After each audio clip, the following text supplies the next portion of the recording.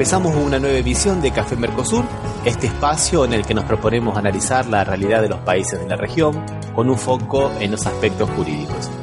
Hacemos este programa desde Rosario, Argentina, quien les habla, Osvaldo Di Princio y Daniela Burlini, y de San Pablo, Brasil, Ramiro Cayano Blanco.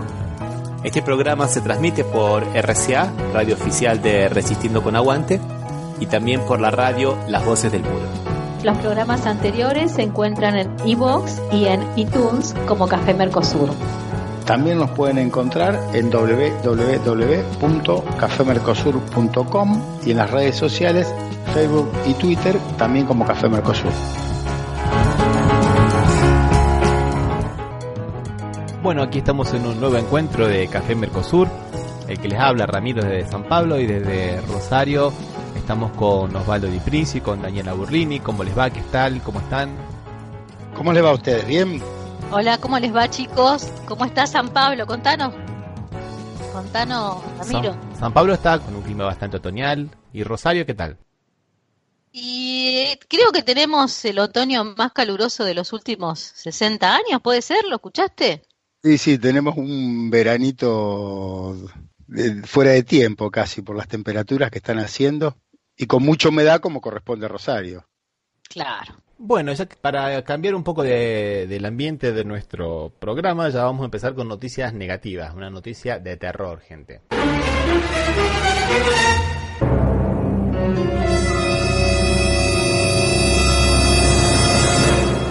Y que viene de Brasil, y tiene que ver con una niña de 11 años que fue violada por 14 personas en un baile funk en San Pablo, y parece que la violación habría sido firmada, pero me preocupa muchísimo este hecho, que imagínense una chica violada por 14 personas, pero lo que más me indigna, y aquí los invito a una pequeña reflexión, son los comentarios de la noticia en las redes sociales y también en la sección de lectores, en los periódicos, donde prácticamente se le echaba la culpa a la niña de 11 años, en primer lugar, a los padres de la niña de 11 años, en segundo lugar, y en tercer lugar a los bailes funk. Más o menos los bailes funk son más o menos como si fueran en Argentina las bailantas, o bailes populares.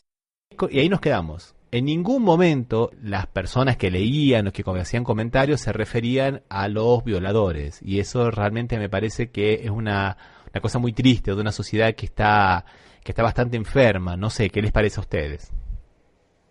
¿Qué edad tenía la niña? 11 años. 11 años. ¿Falleció? No falleció. Pero a mí me pareció bastante sintomático el hecho de que cargaran las tintas justamente en la víctima, en los padres de la víctima y en última instancia, digamos, en el entorno en el que se desarrollaron los hechos y nunca en los verdaderos victimarios. Che, ¿y los imputados están identificados? Bueno, ahí ahora hay como es. Hay una investigación de la policía, una de las últimas informaciones dice que la chica habría inventado todo. Pero bueno, la cuestión es que más allá de lo que haya ocurrido, parece que la violación realmente existió y ha sido grabada por los celulares. Pero bueno, fue una situación, una cosa horrible, ¿no? Una cosa horrible. Pero lo que me había llamado la atención justamente es la reacción de la gente, ¿no? Y la reacción, Ramiro, desgraciadamente es la típica de una sociedad con un profundo enraizamiento, con una profunda raíz patriarcal, donde la culpa siempre la tiene la mujer, si es niña la tienen la madre, el padre, cómo la van a dejar ir a bailar, que si tenía la pollera, la falda corta, si estaba de noche sola, y no se ponen, o sea, el lugar de las mujeres tiene que ser adentro de la casa sin salir, ¿no? El lugar público hace que el cuerpo de las mujeres sea público y de uso público. Entonces, por eso no se ataca, digamos, la cuestión de la responsabilidad de las personas que hicieron semejante delito. Seguramente debe haber un debate de que por qué esa nena estaba sola en un lugar donde no tendría que haber estado.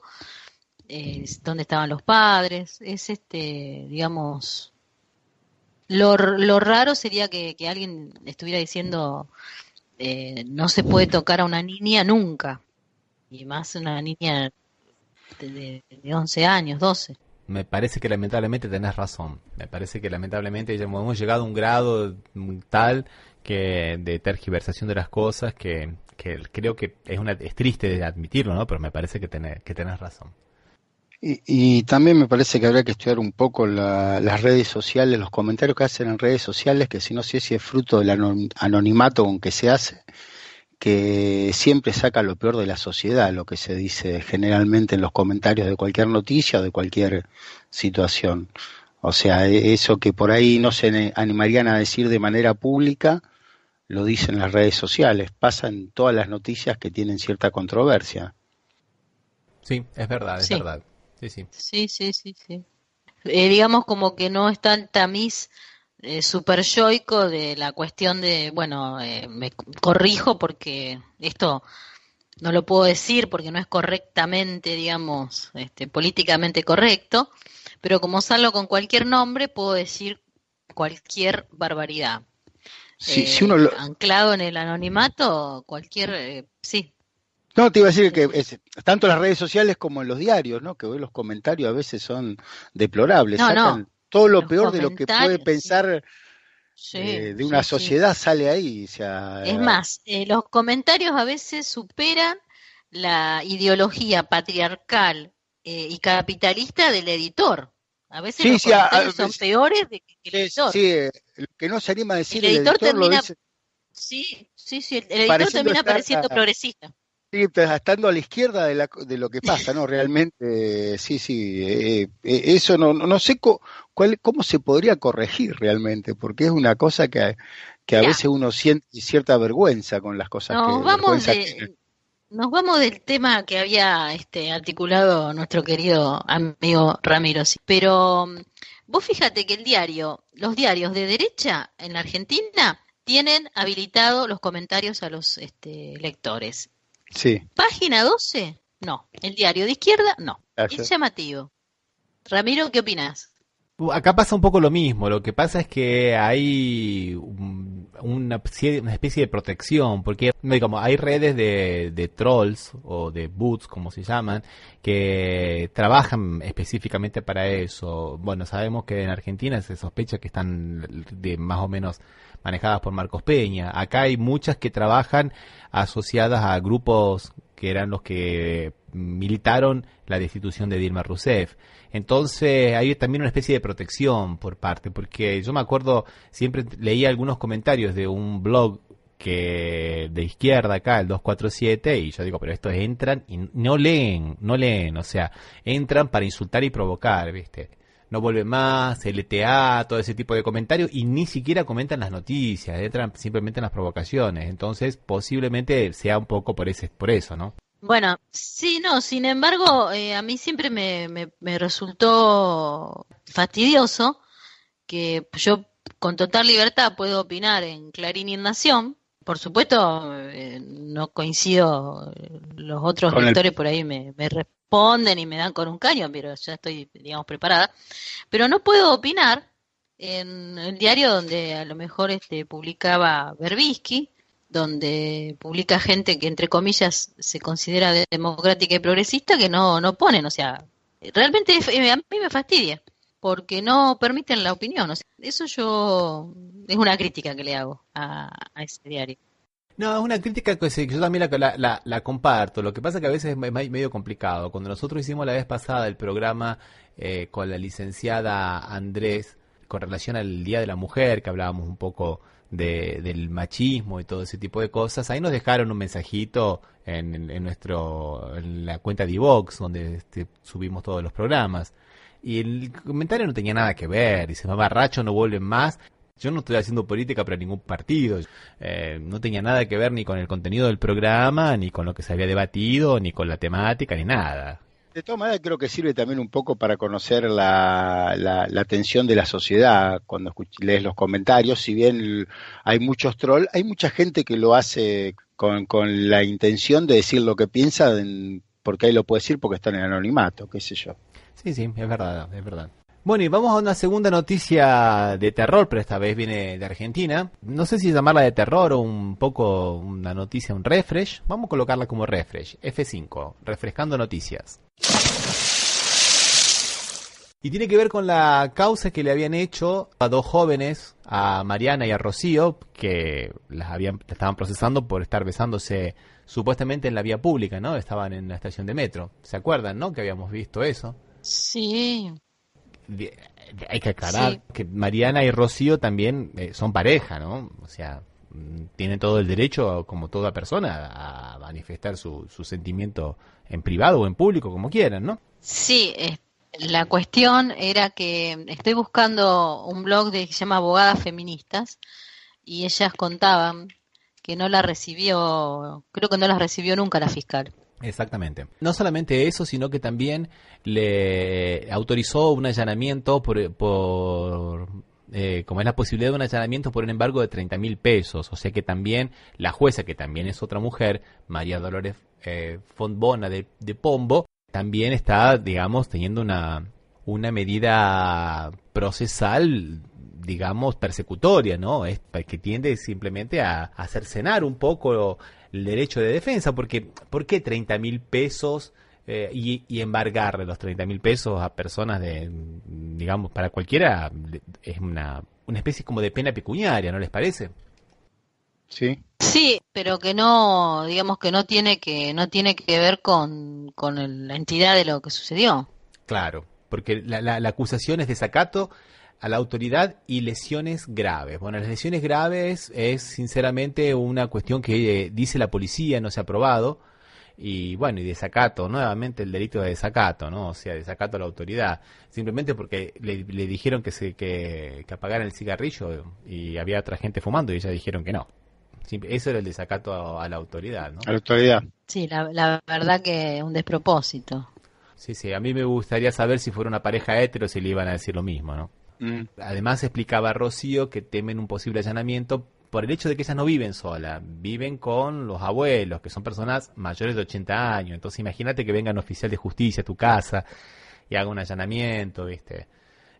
Bueno, la jueza no les permitió declarar y de alguna manera ahora viene con este ataque de forma pecuniaria. Entonces nuevamente estamos utilizando, y en esto vamos entrando en el tema, medidas jurisdiccionales para hacer una especie de nuestra justicia, lo que nosotros creemos que es justo, que en realidad no deja de ser en este caso, por ejemplo, como vamos a ver más adelante con el caso aquí de lo que ocurre en Brasil, una simple persecución movida por una ideología, ¿no les parece? Mm. Bueno, sin duda de que sí, sin duda de que sí. Lo que pasa es que es un retroceso porque es la utilización, lo que se llama, viste, en el derecho administrativo, el acto viciado, cuando tiene apariencia de legal pero que está ocultando otro objetivo. Cuando se le da una apariencia de legalidad pero que en el fondo el objetivo es otro. Cuando pasa eso es tan difícil de desarmarlo porque seguramente que el tamiz ese de la sanción disciplinaria por el cigarrillo está dentro del orden jurídico, pero está lo otro que pasa, digamos, como por el colador. Nadie puede decir que hay arbitrariedad porque está lo otro. En los papeles, no sé si me sé expresar, Rami. No, más bien, sí, sí, yo por lo menos yo te entiendo. ¿Vos, Osvaldo? Sí, está claro, sí. Entonces está con el paraguas de la legalidad y en el fondo se cuela la cuestión que es lo que por ahí no sé si se hizo la crítica, que tiene que ver con, de nuevo volvemos, con el pensamiento patriarcal que instaura la heterosexualidad obligatoria como la norma. Entonces, lo normal, lo que está bien es ser heterosexual y si una pareja heterosexual se besa, no provoca escándalo o no provoca o no tiene ninguna consecuencia. Ahora, si una pareja de personas del mismo sexo se expresan públicamente, pasan estas cuestiones. En un estado como el derecho argentino, que cuando dictó la ley de matrimonio igualitario, desde lo jurídico, desde lo formal, para mí eso fue una abolición de la heterosexualidad obligatoria en nuestro país. Sin embargo, en la práctica, en la vida, todavía y vamos a seguir transitando estas cuestiones de yo le diría, eso es un racismo por una segregación, una discriminación por la elección sexual. Sí. Bueno, Daniel, ya tocaste bastantes puntos de lo que vamos a ver en el próximo blog, así que les propongo que hagamos una pequeña pausa musical. ¿Qué tal? Dale. Vamos.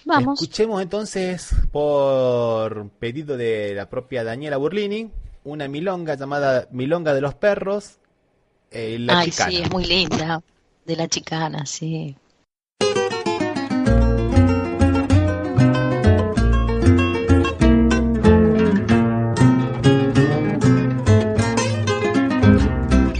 Grúa, horizonte y ancla, acá debe haber un puerto, políglotas, banderas y olor a saludo muerto. Y chicas con claramente visibles líneas de sus bombachas, bajo impalpables polleras, la del clavel me llevó a su casa.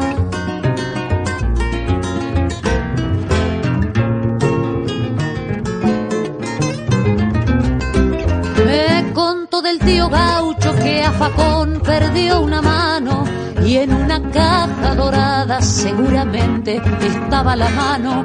Deseó que yo fuera otro, me besó y literalmente le tiró manteca al techo y desenchufó la mente. Y Dios que miraba al mundo por los ojos de los perros, hambrientos, reos y ariscos que humean por este puerto.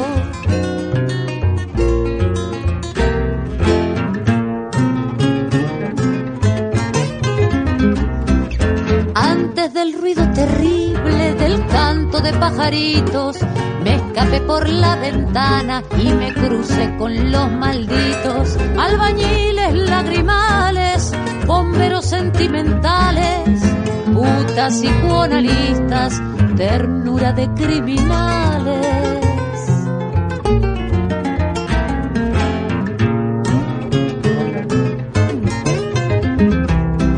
Un reo recién librado canta un tango con buena gola y baila en el empedrado sus 6 años de gallola. El tipo nació marcado, pichón de héroe o canalla, según dicten las mareas, el destino no se calla.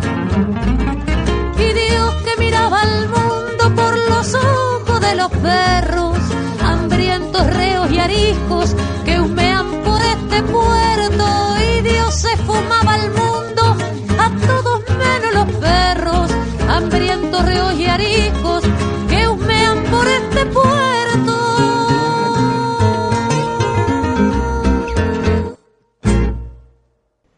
Bueno, continuando entonces con el programa, vamos un poco a lo que nos proponíamos hablar hoy, que era continuar un poco con lo que habíamos empezado en el programa anterior, que era hablar de la posjusticia y hablar de la justicia posverdadera, esta cuestión de lo post, ¿no? Haciendo una especie de paralelismo entre lo posmoderno, la posverdad, y podríamos hacer un paralelismo entre las fake news y ahora podemos decir la fake justicia, ¿no? La justicia falsa, la justicia a través de un acto jurisdiccional que tiene alguna forma, pero que tiene en realidad Apariencia de legalidad. claro, y otro trasfondo que no lo es tanto, ¿no?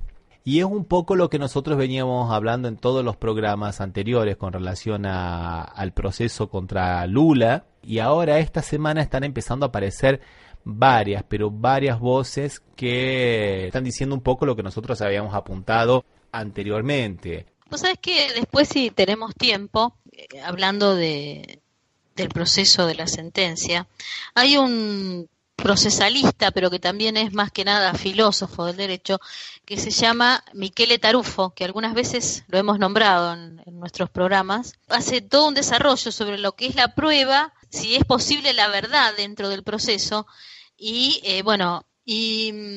En relación a la justicia de una decisión, si vos querés desarrollar cómo es el tema de la prueba, y ahí lo enganchamos con lo que dice Tarufo, ¿qué te parece? No, perfecto, Daniela. Inclusive hasta has colocado algunas cosas muy, pero muy interesantes. La tal búsqueda de la verdad objetiva que dicen algunos procesalistas en derecho penal, que eso ha llevado a la mayoría de las veces a una especie como de proceso inquisitorio, ¿no? O sea, donde el juez tiene facultades muy, pero muy amplias, casi omnímodas y a veces discrecionales, porque hay que buscar la verdad. Y en realidad lo que hay que hacer es, como has dicho vos, Daniela, o sea, la verdad dentro del proceso, qué es lo que se prueba y qué es lo que no se prueba.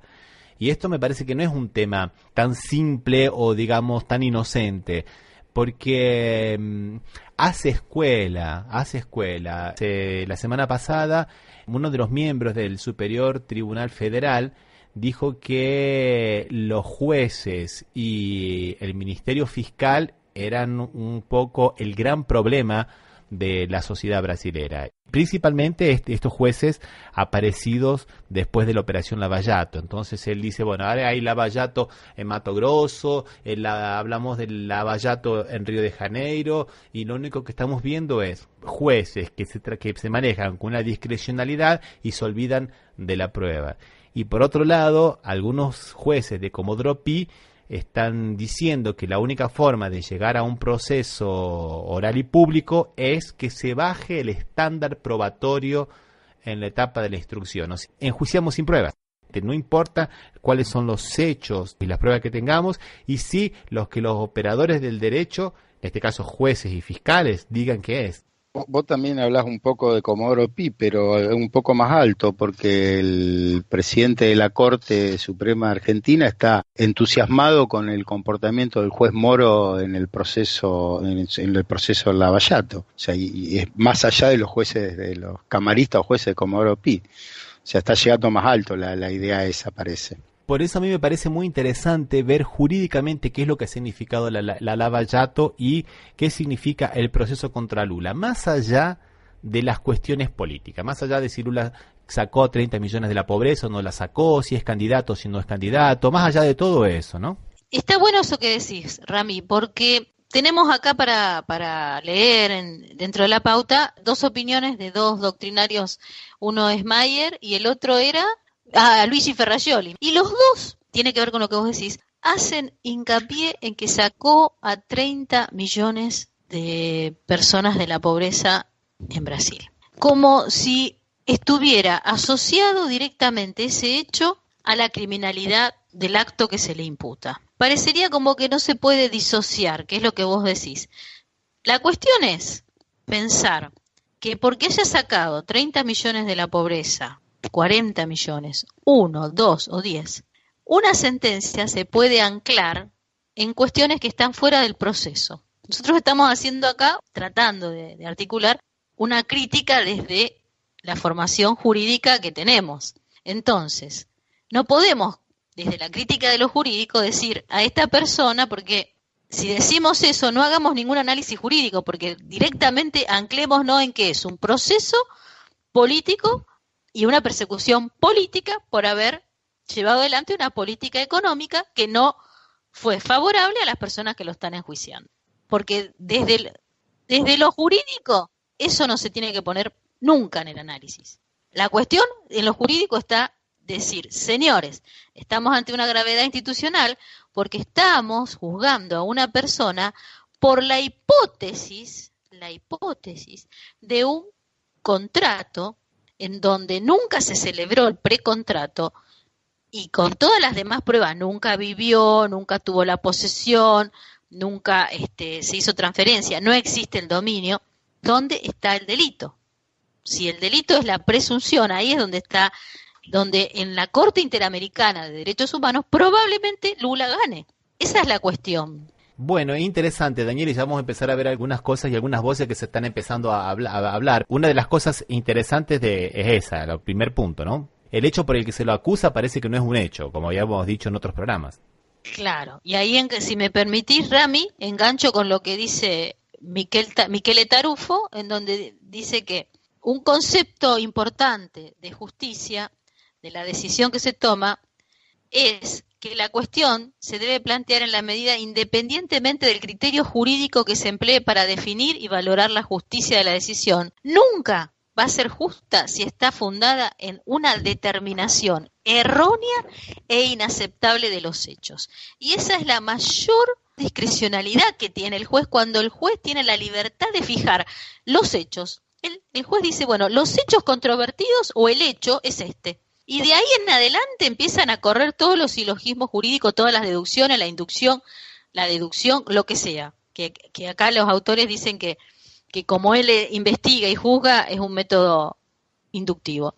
Ahí está la cuestión, la determinación de los hechos. Es un caso que se va a estudiar en muchos posgrados y doctorados, en donde la determinación del hecho es consecuencia de una sentencia, por supuesto injusta, y de toda una valoración equivocada, ¿no? Entonces, acá hay varios profesores y algunos juristas que dicen exactamente lo que acabas de decir vos, Daniela. Por ejemplo, el doctor Fernando Lacerda, que es el profesor de Derecho Procesal Penal de la Pontificia Universidad Católica de acá de San Pablo, una de las más prestigiosas, dice que en realidad, como no consiguió probar que Lula era el propietario del departamento, ha creado la figura de la propiedad de hecho. Gente, los jueces penales no crean de hecho. Eso no inventa.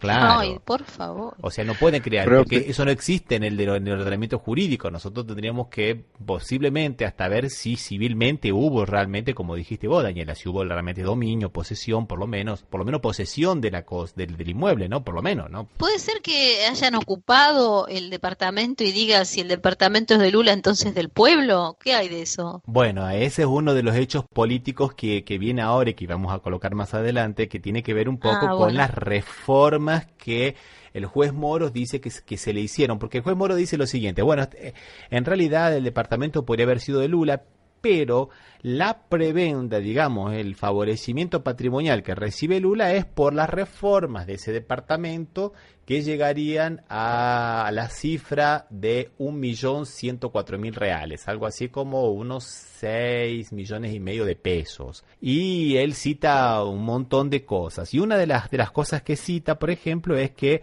habrían mandado a colocar un ascensor que comunicaría los 3 pisos, porque un departamento uno arriba del otro son 3, por eso el famoso triplex. Y ahora, cuando el movimiento Povo Sin Medo toma simbólicamente el departamento, ahí salta que no hay ningún ascensor.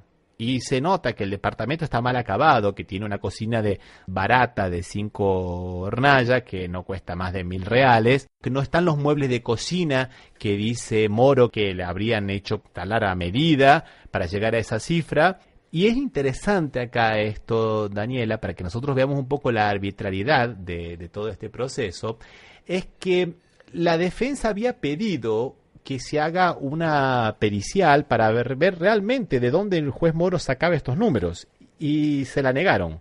Apeló, y en una decisión monocrática, el camarista que es amigo de Moro también se lo negó. Entonces quedó como probado que las reformas habían sido por un valor de 1 millón de reales, 1.100.104 reales, cuando en realidad eso no está probado. Porque no hubo, si no está probado, por lo menos la defensa no tuvo control de la prueba, porque no se le permitió hacer una pericial. Y ahora parece que, para agravar las cosas, aparece que 2 de las empresas que supuestamente habrían colocado los departamentos, adivinen dónde tienen el domicilio comercial y dónde desarrollan sus actividades: en la ciudad de Curitiba. La sede del juzgado. Claro, y la empresa que haría la reforma está en Mar del Plata, siendo que Rosario está al lado, ¿no? O sea, como... Ahora entiendo. El juez que juzga está en Mar del Plata. El ascensor no está, las empresas o cobraron y no entregaron el ascensor, con lo cual habría que ir atrás, y además son de Curitiba, que es la misma ciudad donde tiene sede el juzgado. O sea, es muy extraño. Y te hago una pregunta, esto. ¿y está aprobado quién ordenó las reformas? No, bueno, es toda una cuestión de indicios, de indagatorias que se le hacen a las personas, y las personas sí me dijeron que era para un tal Seca Pagodiño, que es un cantante acá, y como Seca Pagodiño le gusta la cachaza, y a Lula le gusta la cachaza, supuestamente Lula sería Seca Pagodiño y sería el destinatario de las reformas. porque en ningún momento se dice que las reformas eran para Lula. Y me parece que hacemos muy bien en prescindir de las calidades de Lula y ver realmente lo que ha ocurrido en el propio proceso, ¿no? Lo único que está probado efectivamente es que él una vez lo visitó, sería por la mujer, algo así, ¿no? Es la única prueba que tendrían, diríamos. Sí, la mujer fue 2 veces, la primera vez fue con Lula, que a Lula no le gustó porque era muy chiquito. Imagínense, Lula tiene seguridad personal, como todo expresidente, recibe mucha gente, y no le gustó. Y la segunda vez fue la esposa con uno de los hijos, y nada más. Y es lo único que se probó, nada más. Lo único que está efectivamente probado, lo demás son todos prueba indiciaria. Sí. Pero interesante, prueba indiciaria, Osvaldo, pero que si uno la piensa de otra forma, también puede ser lo contrario. O sea, la prueba indiciaria es interesante cuando va en una sola dirección, cuando no admite... Sí, cuando vos te sirve, o sea, para crear convencimiento en el juez de que hay algo más. En este caso, el juez Moro entiende lo que quiere entender. Claro, exactamente. De su y te hago una pregunta, ¿y Lula tiene capacidad económica, por ejemplo, para comprarlo? ¿Tendría capacidad económica para comprar eso? Sí, solamente lo que ha recibido como presidente es impresionante. Pero además Lula es una persona de hábitos simples, el departamento no es tan grande, para que se hagan una idea. Ahora lo pusieron en subasta, el piso era 2.200.000 reales y nadie dio la oferta mínima. Y según Moro, solo la reforma costaría la mitad de eso, 1.100.000. Yo no sé de dónde sacaron que ese departamento cuesta eso. Perdón, Ramiro, ¿lo puso en subasta la justicia el departamento? Claro, para pagar las deudas de la empresa OAS. O sea, nada que ver. O sea, pero para pagar las deudas de otro. Claro. No, del que en teoría se lo dio a Lula, ¿no? La empresa OAS, y para pagar sus deudas lo puso en venta, pobre Lula. O sea, lo coimearon y ni siquiera lo pudo disfrutar. Pero ahí se cae toda si yo lo pongo en remate y se lo estoy rematando a otro, estoy diciendo que no es de él. Ahí no entiendo nada, ya se me terminó mi poco. Por eso estamos hablando de la fake justicia, ¿no? Porque esta es una justicia de fachada, una justicia de papel maché. Ahora, ¿no encontraron algo más sólido, para hacer una realmente? Porque no le deben haber encontrado nada, porque para hacer esto, que es una paparruchada. Sí, es verdad. No tiene ninguna otra causa. No, hay otras causas más, e inclusive, esto es noticia de última hora, el Superior Tribunal Federal le ha sacado al juez Moro la otra causa que era más o menos surrealista como esta, que era la de la famosa quinta, también cerca de San Pablo, en Atibaia, que era de un empresario amigo también de Leo Piñeiro, y que supuestamente Lula la usaba porque le dijo que usara cuando quieras, donde encontraron, ¿te acordás? El famoso barquito y los dos triciclos, claro, el famoso barquito de aluminio, ¿no? De aluminio, sí, que es un botecito de aluminio en realidad. Claro, sí, que es un botecito de aluminio, un bote de aluminio de pesca, ¿no? Porque le gusta pescar en un laguito. Entonces, supuestamente todas esas reformas también fueron por cosas que Lula habría favorecido a la empresa en la Petrobras, siendo que Lula no era más presidente. Entonces, pero ahora la justicia, el Superior Tribunal Federal ya le ha sacado la causa al juez Moro y la ha llevado a la justicia de San Pablo como corresponde, porque acá también tenemos la otra. ¿Por qué el juez Moro, nuevamente, ya lo habíamos dicho en otros programas, por qué el juez Moro, que es de una provincia, entiende en una causa que es de otra provincia? Aquí estamos nuevamente violando la garantía constitucional del juez natural. Uh-huh.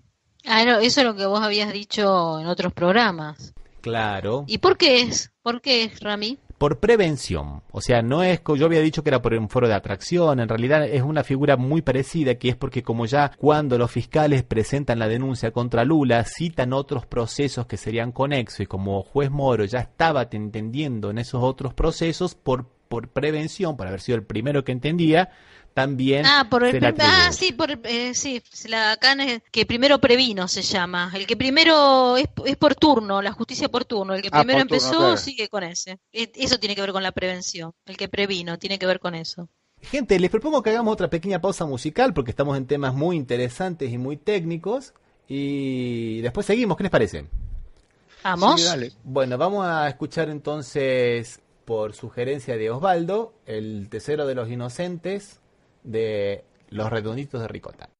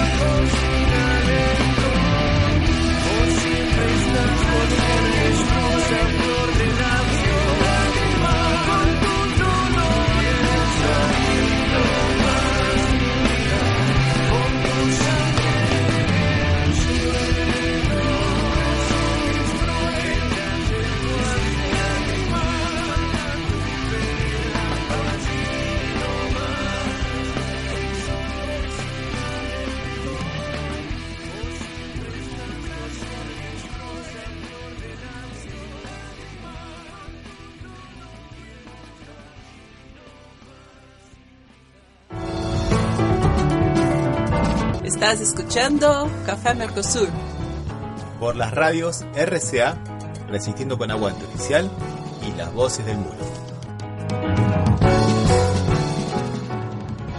Bueno, siguiendo con el programa y de alguna manera un poco retomando lo que habías dicho vos, Daniela, lo que también claramente habías puesto en la sección anterior, me gustaría que escucháramos un audio de Gilberto Gil, el cantante brasilero, y que también fue ministro de Cultura por 2 periodos de Lula, Pero él plantea una cuestión interesante, que es un poco un contrapunto a lo que dice Fernando Henrique Cardoso, porque Fernando Henrique Cardoso, el expresidente brasileño, ha dicho que Lula no es un preso político, y sí un político preso. Y él hace unas disquisiciones interesantes acerca de si es un preso político o si no, o si es un político preso. ¿Quieren que lo escuchemos? Sí, por favor, vamos.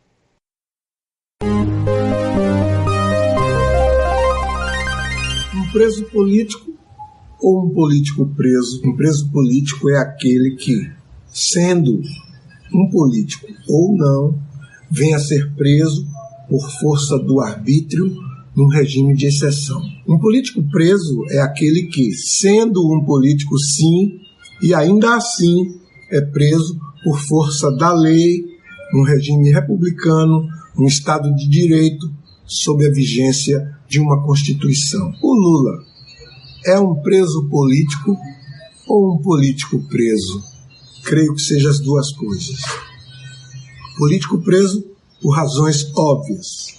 É réu, processado, julgado, condenado segundo a lei. Preso político porque, como réu, ao longo de todo o processo, até o seu desfecho, foi alvo de vários atos discricionários, tais como a prisão coercitiva mal justificada, a quebra ilegal de sigilo de um interlocutor, a presidente da República no caso, a ordem de prisão precipitada antes do esgotamento dos prazos processuais e alguns outros atos excepcionais a que foi sujeito, atos assim consideráveis se examinados à luz do estrito direito republicano, democrático, legal. O clamor pela libertação de Lula, portanto, se não plenamente, é pelo menos parcialmente justificado.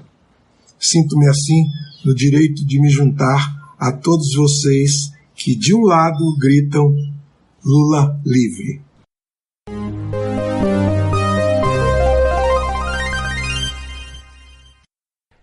Bueno, haciendo un poco de traductor, vieron que Gilberto Gil hace entonces una diferenciación entre un preso un político preso, que sería una persona política que fue preso por motivos comunes, por fuerza de la ley, bajo la vigencia de la Constitución y del Estado de Derecho, y que en principio, como dice Gilberto Gil, pareciera que Lula realmente sería un preso político porque habrían funcionado las instituciones, pero cuando él habla de un preso político, que es aquel que por algún motivo ha sido preso por un régimen de excepción, él coloca algunas cosas que es lo que todo el mundo dice que es el estado policial o por lo menos un estado de excepción, ¿no? Por ejemplo, que lo lleven a la fuerza a tomarle declaración indagatoria, ¿se acuerdan que habíamos hablado de eso ya en los otros programas? Las escuchas ilegales que le hacen a él y a la presidenta Dilma Rousseff cuando lo nombra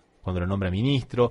Yo le agregaría acá, que no lo dijo Gilberto Gil, lo puso en las generales, que el juez Moro le pichó el teléfono a todo el estudio de abogados de la defensoría que defendía a Lula, y la orden de ejecución de la sentencia precipitada cuando cabían recursos, y bueno, y Gilberto Gil nombra así genéricamente algunas otras cosas más, y que por estas cosas, estas discrecionalidades, podría pensarse en un estado de excepción, como muchos juristas están diciendo, ¿no?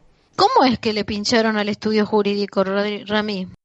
Fue una manganeta, porque realmente supuestamente estaban pinchándole el teléfono para buscar pruebas a un abogado, y eso entró en el expediente, pero en realidad pusieron el teléfono de otro abogado que era la central de todo el estudio jurídico. Entonces que el juez Moro tenía todo un gran hermano, digamos, montado para saber todas las cosas que ya ocurrían. Ya habíamos hablado en su momento que no era la primera vez que lo hacía. Cuando comenzó su carrera como juez de ejecución penal carcelaria, él había puesto, digamos, escucha en todas las salas donde se reunían los abogados con los clientes, y cuando lo cuestionaron por eso, dijo que bueno, que él lo hacía en beneficio de la sociedad para poder prevenir otros delitos. O sea, siempre estamos cercenando las garantías individuales en supuestamente una mesiánica, una tarea mesiánica de perseguir un bien común superior. ¡Qué peligroso que es! ¿Cómo lo Y puede está, tolerar la sociedad brasilera eso? ¿Cómo lo toleran? Bueno, para mucha gente de la sociedad brasilera, principalmente de algunos sectores más de la derecha, es un héroe. Ya no lo es tanto, llegó a tener 70% de aprobación. Lo que pasa es que, bueno, como explica una antropóloga, Livia Barbosa, en un libro muy bueno llamado Jeitinho Brasilero, bueno, en realidad en Brasil hay muy poco apego a las leyes en general, entonces muchas veces, por eso que me parece que está bien salir del hecho de que Lula fue un presidente y sí ver que a cualquier persona le podía haber pasado eso. Que aparte le debe pasar cotidianamente. Si se lo hacen a un expresidente, lo que debe ser a una persona que anda de a pie, ¿no? Un ciudadano de pie. Eso es lo que dice todo el mundo, que si a Lula le ocurre esto, imagínense qué es lo que no pasa con la gente pobre, las mujeres pobres, la gente de la periferia, las personas negras que tienen que padecer Sí, la persecución del Estado. Sí, no, interesante, algunas otras cosas que aparecen en toda la sentencia, ¿no? El expresidente de la Orden de los Abogados de Río de Janeiro, que es diputado por el PT, Valdir Damus, él hizo de la sentencia del Moro, hizo un análisis bastante interesante y él llega a la conclusión de que la sentencia tiene 218 páginas, todo el mundo dice que es demasiado, que no hacía falta porque en realidad se la pasa hablando de cosas que no tenían nada que ver. Dice que 30% de la sentencia, o sea, cerca de unas 60 páginas, fueron utilizadas por el juez para defenderse de acusaciones de arbitrariedad. Claro. Otro 8% de las páginas para contraponerse a lo que Lula le dijo cuando lo estaba interrogando, ¿no? Y solamente el 4% para rebatir lo que dijeron 73 testigos bajo juramento de decir la verdad que inocentaban a Lula. Sí. Da una idea desde el análisis del discurso también, a pesar de que es un tema jurídico, ¿no? De lo poco que se le ha dado a la prueba, ¿no? Porque los testigos son pruebas, ¿no? Y es interesante, porque ya que estamos hablando de testigos y de pruebas, porque se le ha dado una entidad muy fuerte a las publicaciones de la Globo como valor probatorio.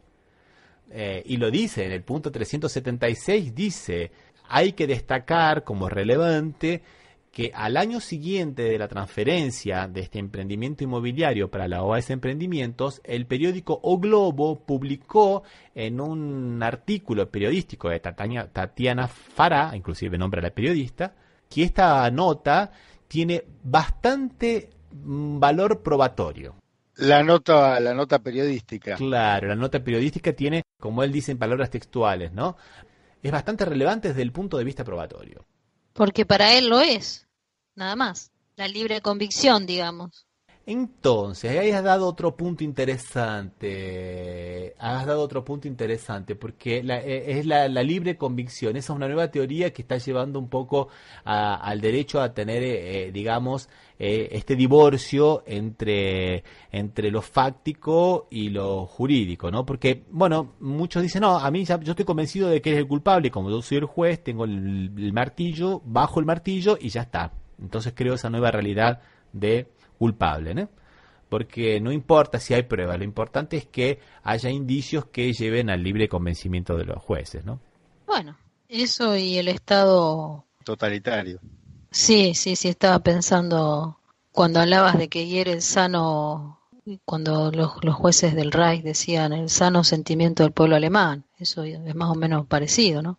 Otra cosa que es interesante que también que varios juristas han destacado, inclusive una fiscal, Rita Mota Sousa, una fiscal de Portugal, que analiza la sentencia de Moro, es, bueno, lo que ya habíamos hablado, ¿no? Que Moro es el juez de instrucción y el juez que juzga, y que muchas veces, en realidad, en la sentencia, él lo que hace es, más que juzgar sobre los hechos, es, digamos, declarar por qué él ha tomado esas decisiones, digamos, de alguna manera, limpiando algunas macanas que pueden haber pasado en el proceso, ¿no? Eso es una cosa también bastante discrecional, ¿no? Yo creo que cuando lo lleven a Costa Rica todo se va a dar vuelta por me parece, a lo mejor me equivoco, es una apreciación, por la cuestión de que viola el principio de defensa, porque es inquisitivo el sistema y el mismo que investiga juzga. Eso, todos los sistemas penales acá, por lo menos en Argentina, eso ya está, digamos, como una pauta que nadie discute, claro. No te puede juzgar el mismo tipo que te investiga porque está contaminado, ya te juzgó, si te investigó por algo porque ya tiene, digamos, la sospecha y está prejuzgando de que vos sos responsable de determinada cosa. La prueba la tiene que valorar otro, el de sentencia. Inclusive algunos actos jurisdiccionales, por ejemplo, ya habíamos hablado cuando fue el tema de la declaración de Lula, que lo llevan a declarar, que están frente a frente, que de ahí está inclusive ese famoso video de algunos artistas argentinos que lo dramatizaron. Duró más o menos algo así como 4 horas y media la declaración de Lula, y normalmente los jueces siempre hacen algunas preguntas al final, y solamente para temas oscuros y que no han sabido preguntar, no tanto los abogados defensores o los fiscales, porque en realidad son las partes, ¿no? El juez tiene que ser más o menos mantener una posición equidistante. Y acá el que le toma la declaración prácticamente es el juez Moro. Él pregunta primero y él casi el 70% del tiempo hace las preguntas. Y después los fiscales le pasa la palabra a los fiscales y que preguntan algunas otras cuestiones. Entonces, más de lo que vos decís, Daniela, o sea, hasta inclusive en algunas medidas procesales que normalmente tendrían que quedar en manos de los fiscales, que son los que tienen, digamos, la iniciativa penal. Claro, acá es el propio juez Moro. Pero me parece que algunas cosas van cambiando antes, pero no nos adelantemos, vamos a escuchar otro tema musical, ¿qué les parece? Dale. Vamos. Bueno, vamos entonces con la orquestonga y la canción Silencios.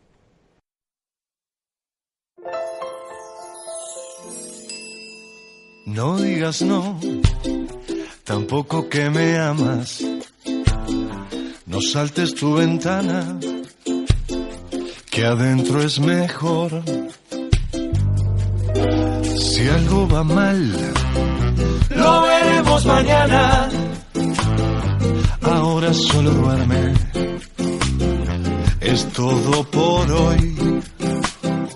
Un poco de paz y amor, felicidad, algo que cambie esta suerte. Vamos haciendo camino de sol a sol, porque hay silencios que curan, porque hay palabras que matan, porque bailando se quita lo malo de tu corazón, porque hay palabras que curan, porque hay silencios que matan, porque bailando se alejan toditas las penas de amor.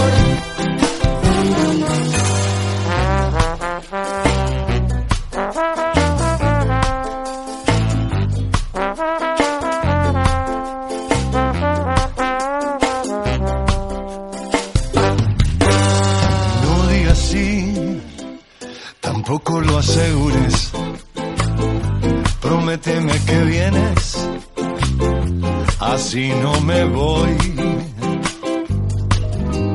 No corras más, que la vida va deprisa, no pierdas la sonrisa y estemos mejor.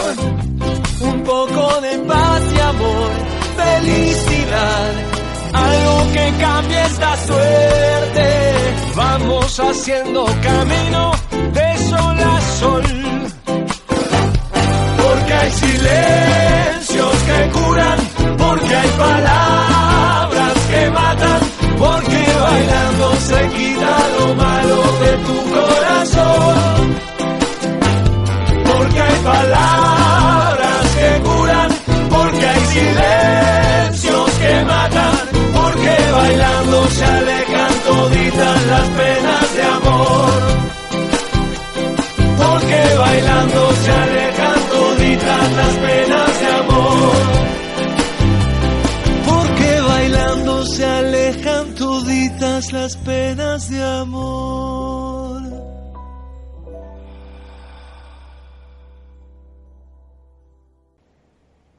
Bueno, y un poco para ir concluyendo el programa de hoy, vamos a retomar un poco lo que estaba pensando Daniela con relación al Tribunal Interamericano de Derechos Humanos, ¿no? O la Corte Interamericana de Derechos Humanos, mejor dicho. Y yo creo que las cosas se pueden empezar a revertir antes, Daniela, antes de llegar a esa instancia. Uno de los ministros del Superior Tribunal Federal, Gilmar Méndez, bueno, dijo una cosa que nosotros ya le habíamos dicho, ¿no? Que él dijo que existe una gran posibilidad de que por lo menos se le reduzca la pena impuesta a Lula, porque no está claro que se trate de dos hechos que están en concurso, digamos, y sí que sea un hecho que subsume al otro, porque a Lula lo condenan por, digamos, por cohecho, por haber recibido prebendas, ¿no?